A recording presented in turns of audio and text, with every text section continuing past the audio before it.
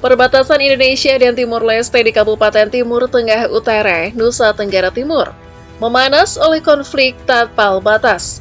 Dilaporkan, satu warga negara Indonesia ditembak oleh warga Timur Leste pada Senin 25 Agustus 2025. Peristiwa itu benar dan aparat kami di bawah sudah bergerak ke lokasi untuk pengamanan. Kami akan informasikan laporan perkembangan dari lapangan, kata Kepala Bidang Humas Polda NTT Komisaris Besar Henry Novika Chandra lewat sambungan telepon. Ia juga membenarkan video yang beredar terkait insiden tersebut. Ada seorang warga terkena tembakan senjata api di bagian lengan. Nah, bagaimana jika kita lihat kekuatan militer Indonesia saat ini versus Timur Leste?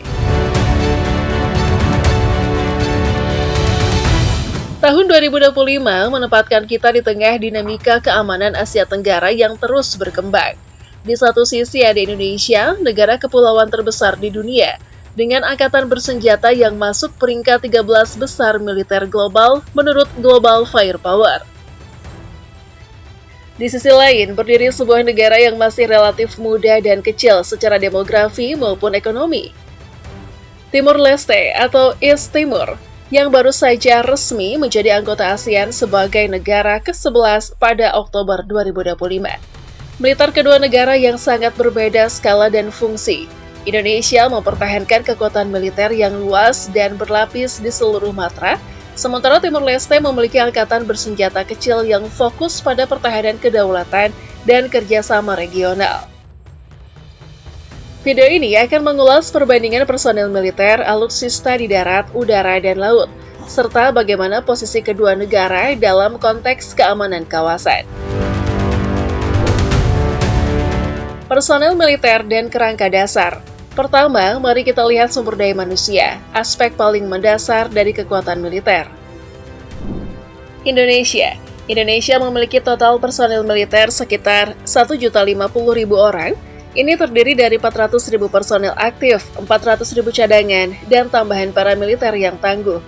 Ini menjadikan Indonesia sebagai kekuatan militer paling besar di kawasan ASEAN, dengan struktur personel yang tersebar ke seluruh matra dan wilayah negara. Timur Leste memiliki angkatan bersenjata bernama Forces de Défense de Timor Leste atau FFDTL. Angkatan ini relatif sangat kecil dengan kurang lebih 2.000 personil aktif yang tersebar dalam komponen darat, laut, dan udara ringan. Reservis atau cadangan militer di Timur Leste juga sangat terbatas, jumlahnya diperkirakan kurang dari 500 orang bila ada. Ringkasan kontras, Indonesia memiliki personil militer aktif lebih dari 500 kali lipat dibanding Timur Leste, sebuah perbedaan skala yang menggambarkan kekuatan besar versus kekuatan kecil. Alutsista darat. Sekarang kita masuk ke domain darat, yaitu kekuatan infanteri, kendaraan lapis, artileri, dan perlengkapan tempur dasar lainnya. Indonesia memiliki jumlah dan ragam alutsista darat yang signifikan. Tank tempur utama kurang lebih 331 unit. Kendaraan lapis baja dan APC lebih dari 12.000 kendaraan lapis termasuk IFV, APC. Artileri bergerak sendiri atau SPG kurang lebih 153 unit. Artileri derek kurang lebih 414 unit. Roket atau MLRS kurang lebih 63 unit. Ini adalah ringkasan dari Inventaris Militer Indonesia menurut laporan khusus yang merinci aset darat TNI.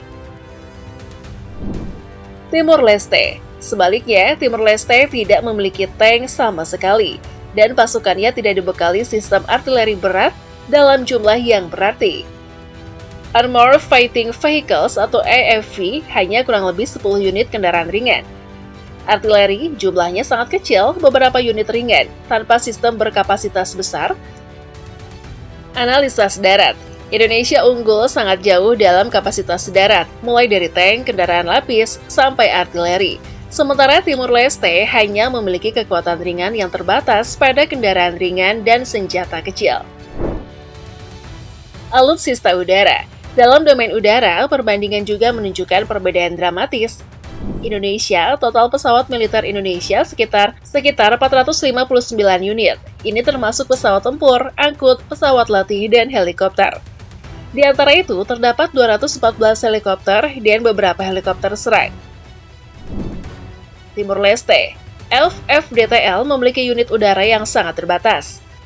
Pesawat ringan, hanya 1 atau 2 Cessna Utility yang berfungsi untuk pemantauan atau logistik ringan. Helikopter, jumlahnya sekitar kurang lebih 3 unit yang digunakan untuk transportasi atau medis, bukan untuk operasi tempur. Tidak ada pesawat tempur, jet serang, atau pesawat angkut kelas militer dalam inventaris Timor Leste.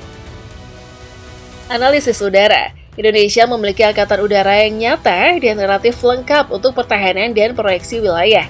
Sedangkan Timor Leste hanya memiliki pesawat ringan dan beberapa helikopter yang fungsinya lebih banyak membantu patroli, dukungan logistik, dan kemanusiaan, bukan kemampuan tempur udara. Alutsista laut. Lalu kita tinjau kekuatan laut, sebuah domain penting bagi negara kepulauan. Indonesia memiliki puluhan kapal perang dan kapal patroli yang tersebar di seluruh armada TNI Angkatan Laut. Inventaris termasuk kapal patroli, korvet, kapal cepat, dan kapal selam generasi modern. Indonesia juga memiliki kapal selam Scorpion dan berbagai kapal permukaan berkapasitas sedang hingga besar. Timur Leste, komponen laut FFDTL hanya terdiri dari sejumlah kecil kapal patroli ringan yang menerima bantuan dari sekutu seperti Australia. Tidak ada kapal perang besar seperti korvet, frigate, atau kapal selam. Analisis laut. Indonesia memiliki armada laut yang beragam dan fungsional untuk operasi penjagaan laut. Penggunaan ZEE dan proyeksi kekuatan terbatas. Timur Leste, di sisi lain, hanya mempertahankan patroli peralatan pesisir yang bersifat statis dan defensif. Fokusnya adalah pada keamanan maritim domestik, bukan konflik antar negara. Doktrin dan strategi militer. Perbandingan angka-angka di atas jelas menunjukkan perbedaan skala, namun strategi masing-masing militer juga penting dipahami. Indonesia, TNI dibentuk sebagai kekuatan pertahanan nasional multimatra, darat, laut, udara, dengan kemampuan modernisasi yang terus berkembang, serta partisipasi dalam latihan multinasional. Fokusnya adalah pertahanan teritorial, keamanan laut, dan kontribusi terhadap stabilitas kawasan. Timur Leste, FFDTL, dirancang sebagai angkatan bersenjata kecil yang fokus pada perlindungan kedaulatan nasional, keamanan internal, dan dukungan kemanusiaan. Karena keterbatasan anggaran dan kapasitas, negara ini sangat bergantung pada kerjasama pertahanan dan pelatihan dari negara sahabat seperti Australia dan Portugal untuk meningkatkan kapabilitas tempur dan logistik.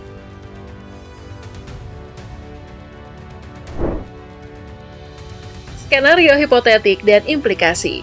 Bagaimana jika kita berpikir secara hipotetik, misalnya skenario ketegangan militer yang melibatkan kedua negara? Dalam konteks seperti itu, Indonesia akan unggul signifikan dalam semua domain operasi, darat, udara, dan laut. Berkat jumlah personil dan alutsista yang besar serta dukungan logistik yang matang.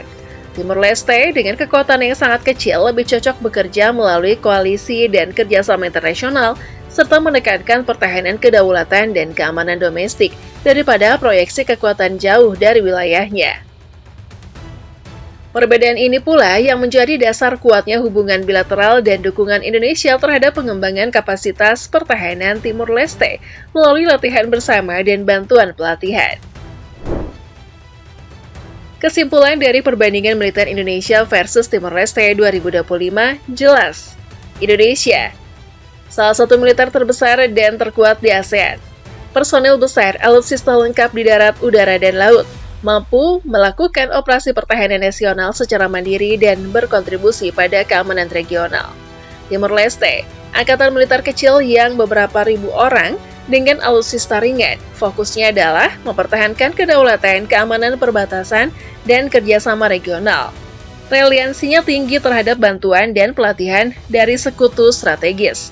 Perbandingan ini menunjukkan bahwa meskipun kedua negara sama-sama bertujuan menjaga keamanan nasional, skala dan kapasitas mereka sangat berbeda, mencerminkan prioritas strategis dan kemampuan ekonomi masing-masing.